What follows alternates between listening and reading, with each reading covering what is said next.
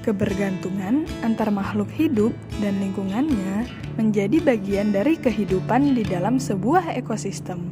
Tumbuhan mendapat energi dari matahari, hewan mendapat energi dari tumbuhan atau hewan lain yang memakan tumbuhan. Tumbuhan berdaun hijau mampu membuat makanan sendiri. Makhluk hidup yang dapat membuat makanan sendiri disebut produsen. Banyak jenis makhluk hidup yang tidak dapat membuat makanan sendiri. Mereka mendapatkan energi dari makanan yang mereka makan. Makhluk hidup yang memakan makanan tanpa bisa membuat sendiri disebut konsumen. Dekomposer atau pengurai adalah organisme yang memakan organisme mati dan produk-produk limbah dari organisme lain. Energi mengalir dari satu makhluk hidup ke makhluk hidup lain di dalam rantai makanan. Rantai makanan adalah hubungan yang khas antara sekelompok produsen dan konsumen. Konsumen memakan produsen, produsen melepas energi kepada konsumen. Konsumen itu lalu menjadi mangsa konsumen yang lain. Mangsa adalah semua hewan yang diburu untuk dimakan hewan lain. Dengan demikian, mangsa akan melepas energinya kepada pemangsa. Pemangsa atau predator adalah konsumen yang berburu makanan. Jadi, energi dialirkan dari produsen kepada konsumen di dalam rantai makanan. Setelah predator mati, akan diurai oleh dekomposer dan menjadi nutrisi bagi tanah untuk kelanjutan hidup produsen. Di dalam sebuah ekosistem terdapat hubungan antara beberapa rantai makanan yang terjadi. Satu jenis hewan dapat terlibat dalam beberapa rantai makanan. Demikian juga dengan produsen. Kumpulan dari beberapa rantai makanan di dalam sebuah ekosistem disebut dengan jaring-jaring makanan. Di dalam jaring-jaring makanan, jumlah hewan yang terlibat makin banyak, dan energi yang mengalir juga makin kompleks. Pada jaring-jaring makanan dimungkinkan terjadi persaingan antara makhluk hidup, baik di dalam rantai makanan maupun di dalam jaring-jaring makanan. Setiap komponen yang ada dalam jaring-jaring makanan saling memengaruhi satu dengan yang lain. Jaring makanan terjadi lebih dari satu arah, berbeda dengan piramida rantai makanan. Berbeda dengan piramida rantai makanan merupakan tingkat lanjut dari rantai makanan dan jaring makanan, di mana interaksi yang terjadi antar setiap komponen biotik tidak hanya sekedar aktivitas makan dan dimakan. Piramida makanan terbagi dalam beberapa kelompok yang disesuaikan dengan tingkat trofiknya. Tingkat trofik ini dapat dibedakan sebagai berikut. Organisme tingkat trofik 1 yaitu produsen atau autotrof atau herbivora. Organisme tingkat trofik 2 yaitu konsumen primer yang langsung berinteraksi dengan produsen atau herbivora atau karnivora. Organisme tingkat trofik 3 konsumen sekunder atau karnivora.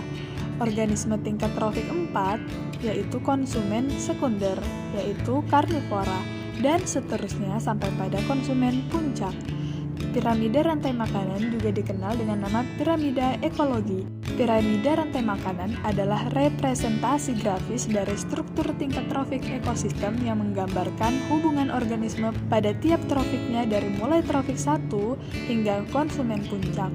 Bentuk grafis ini berbentuk kerucut atau segitiga untuk menunjukkan porsi atau kuota dari setiap indikator kelompok trofik. Di sini saya mempunyai alat peraga edukatif tentang rantai makanan. Dapat kita lihat dalam papan ini terdapat dua ekosistem.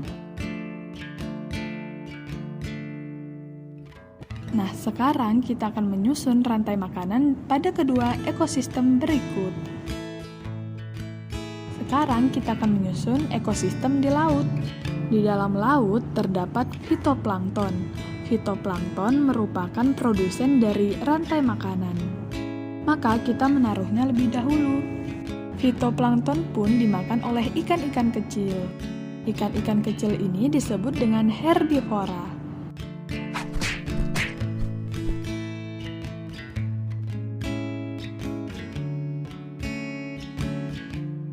Setelah itu, ikan sedang datang. Ikan sedang lalu memakan ikan-ikan yang kecil untuk sumber nutrisi. Begitu pula dengan ikan sedang, ikan besar datang untuk memakan ikan sedang.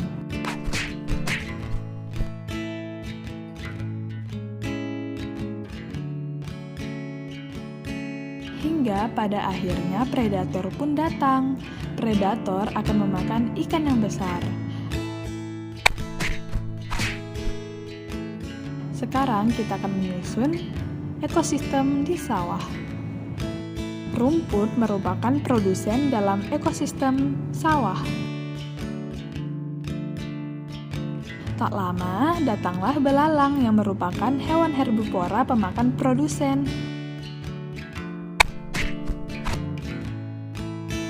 Setelah itu, belalang akan dimakan oleh katak. Tak lama kemudian, ular datang.